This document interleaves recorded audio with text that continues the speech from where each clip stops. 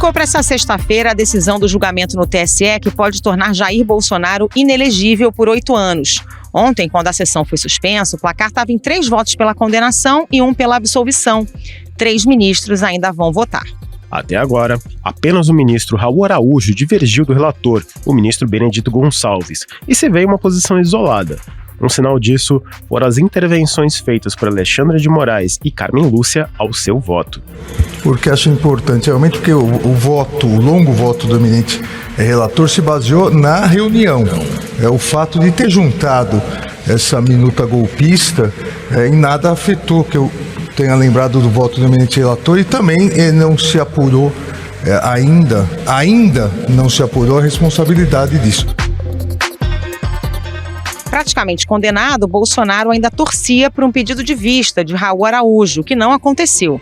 Agora, ele e seus aliados começam a traçar estratégias jurídicas e políticas para os próximos anos, com o ex-presidente longe das urnas. O Ao Ponto de hoje analisa esse dia decisivo no julgamento de Jair Bolsonaro no TSE e quais as expectativas para esse e para os muitos outros processos em curso na Justiça Eleitoral. Nesse episódio, a repórter Mariana Muniz conta os bastidores da sessão do TSE e como votaram e devem votar os ministros. E o jornalista e pesquisador da Fundação Getúlio Vargas, Thomas Trauman, destaca os impactos políticos do julgamento. Eu sou Carolina Moran. Eu sou o Felipe Barini. O Ao Ponto de 30 de junho de 2023 começa agora. Vem com a gente. Mariana Muniz, bem-vinda ao Ponto mais uma vez. Com esse placar de 3-1, faltando 3 votos no TSE, dá para dizer que o ex-presidente Jair Bolsonaro já está virtualmente inelegível? Carol, dá sim. Olha, porque vamos fazer a conta, é isso. Tem 3 votos faltando e é muito provável que amanhã, logo no início do julgamento, com a retomada, né, será com a ministra Carmen Lúcia, e a expectativa, tudo aponta, né, tudo indica que a ministra Carmen vá votar também pela inelegibilidade do ex-presidente Jair Bolsonaro. Se a ministra Carmen Lúcia não surpreender, então a gente espera que ela vote sim pela inelegibilidade. Todos os pronunciamentos da ministra, né, têm convergido para isso, mas vamos dizer assim, essa maioria pode ser formada então com o voto do ministro Alexandre, né, que é o último a votar, mas que também deve votar pela inelegibilidade. Então, acho que dá para a gente dizer que pelo menos 4 votos, e 4 é essa maioria que, né, necessária para ter esse placar, né, da inelegibilidade. Então, enfim, ele ainda não está inelegível, mas é muito provável que logo no início do julgamento, nessa sexta, ele fique sim inelegível. Agora, a expectativa, de fato, agora falando de placar, é que seja um placar de 5-2. O ministro Nunes Marques indo num voto, talvez na linha ali do que propôs o Raul Araújo, ou propondo apenas uma multa, né? Existe essa expectativa, essa corrente lá no TSE, que diz que o ministro Cássio viria, né, propondo uma multa para o Jair Bolsonaro. Então, a gente pode esperar, talvez, aí um 5-2 a favor da inelegibilidade do ex-presidente.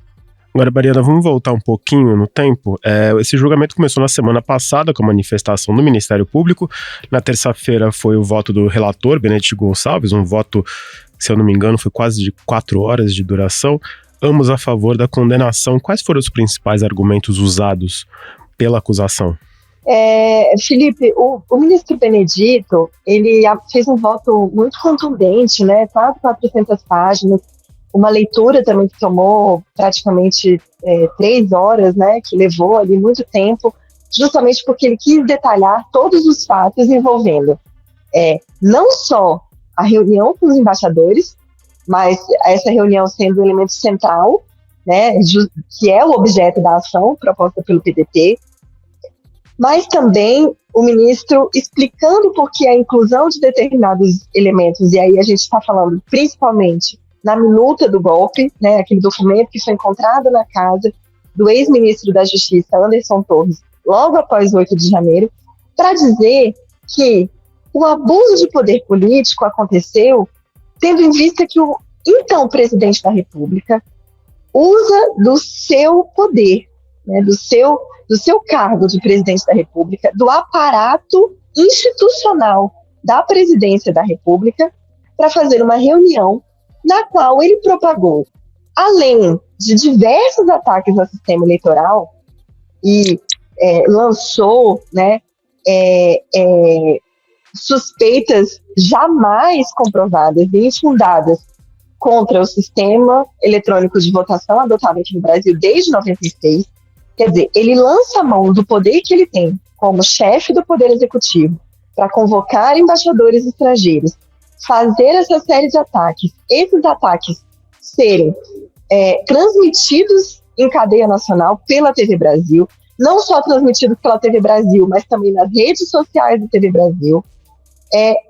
Então, isso configurando, e o ministro delineou muito bem isso ao longo do voto dele, por que isso é um abuso de poder político, mas também explicando, o ministro Benedito ele quis explicar por que essa reunião e o documento que foi encontrado na casa do Anderson Torres, na minuta do golpe, elas fizeram parte de um contexto em que o presidente da República se aproveitou do cargo dele para, ao longo dos 4 anos em que ele esteve na presidência da República, dizer, olha, se eu não for reeleito, tem algum problema, alguma coisa de errado aconteceu. Lançar, incutir na cabeça de quem o apoiava ou de quem o ouvia, esse tipo de ameaça ao sistema democrático, e que ele só podia fazer porque ele estava no cargo de presidente da República, né? Ele só pôde fazer uma reunião com os embaixadores, essa reunião só pôde ser transmitida pela TV Brasil porque ele era o mandatário. Então, e por que isso configura um abuso de poder político, né? Porque ele dispunha daquela estrutura e daquele poder para fazer esse tipo de ataque.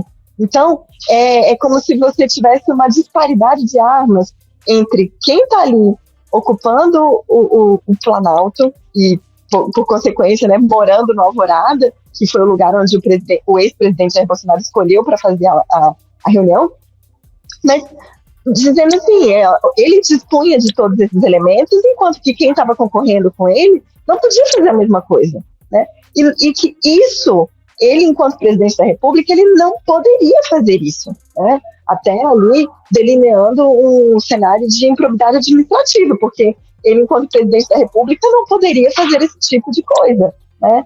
Uma reunião que teve, e aí é interessante observar, e o ministro Benedito ele pontuou isso no voto dele na terça-feira, para dizer o seguinte, o abuso de poder político, ele é essencialmente um ato personalíssimo. E aí o ministro explica, né, por A mais B, por que foi o Jair Bolsonaro que fez a reunião, né? Foi ele que convocou e, portanto, configurando algo que foi da iniciativa dele. Ninguém mandou ele fazer aquela reunião, ele quis fazer aquela reunião. Então, isso ficou ali ao longo o ministro Benedito, ele pincelou todos esses elementos, claro, também mandando duros recados, né, com relação a discursos golpistas, né, com relação a discursos antidemocráticos, dizendo que isso não é aceito, que isso não é tolerável, sobretudo vindo da autoridade máxima da República. Então, o ministro ele procurou amarrar e explicar os motivos, né, dele ter incluído ali a minuta do golpe em fevereiro, no escopo da ação, e justamente de propor uma pena, que é essa pena da inelegibilidade por 8 anos, que é uma pena muito grave, mas explicando que, ora, o TSE não pode fechar os olhos para uma conduta como essa, de flagrante, na opinião do ministro, de flagrante abuso de poder político. E também uso indevido dos meios de comunicação. São essas duas imputações aí que estão sendo colocadas para o ex-presidente Jair Bolsonaro.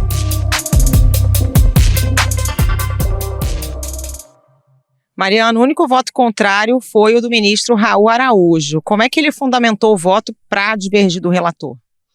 Carol, o Raul Araújo, ele foi numa outra linha.